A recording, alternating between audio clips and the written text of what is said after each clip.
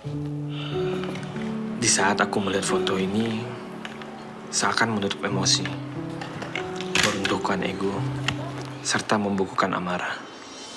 Dan kota tua itu memang sangat indah, menyimpan misteri cinta, dan mempertemukan perasaan, membentuk cita-cita. Kota Purba itu bagai lukisan yang diwariskan hingga sekarang.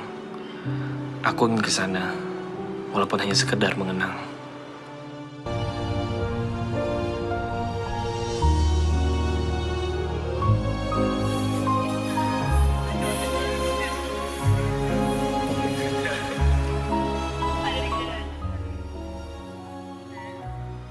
Pertengkaran itu tidak menyenangkan.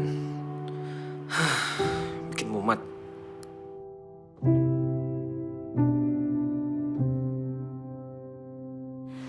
Kalau Zul ada di sini, aku lebih nyaman, merasa terlindungi.